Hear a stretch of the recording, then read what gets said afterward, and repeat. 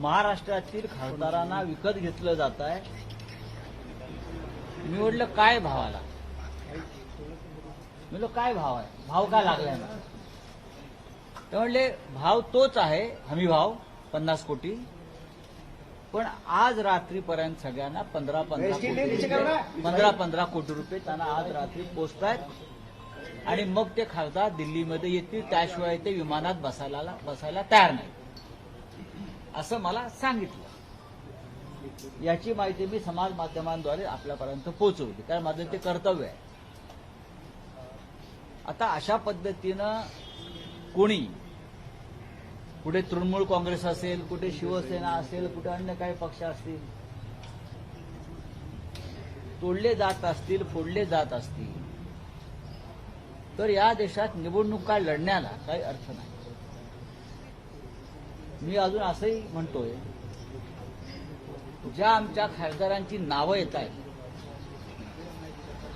ती आता कुठे आहेत मला माहीत नाहीये. कोणी म्हणतात दिल्लीत आले आहेत, कोणी म्हणतात मुंबईत आहेत, कोणी म्हणतात त्यांच्या मतदारसंघात आहेत. हे सर्व खासदार शिवसेनेच्या मशाल चिन्हावर निवडून आलेले आहेत आणि उद्धव ठाकरे माननीय पक्षप्रमुख यांच्या चेहऱ्यावर निवडून आलेले आहेत. जेव्हा आधी फूट पडली तेव्हा असं सांगण्यात येत होतं की हा उद्रेक हा बंड आहे आणि हे मॅन्डेटच्या विरुद्ध आहे, मोदींच्या नावावर मतं मागितली आणि तुम्ही निवडून आलात. ती निवडणूकच संपलेली आहे आणि त्या संदर्भात सुप्रीम कोर्टामध्ये प्रकरण सुरू आहे.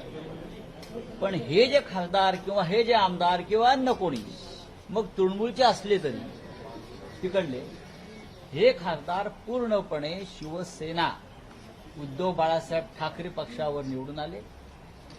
सगळे अरविंदजी असतील, अनिलजी असतील, राजाभाऊ असतील, सगळे जी नावं तुम्ही घेताय ते आमच्या चिन्हावर आणि उद्धव ठाकरे यांच्या मेहनतीवर निवडून आलेले असताना कोणालाही अशा प्रकारे बेमानी करण्याचा अधिकार नाही.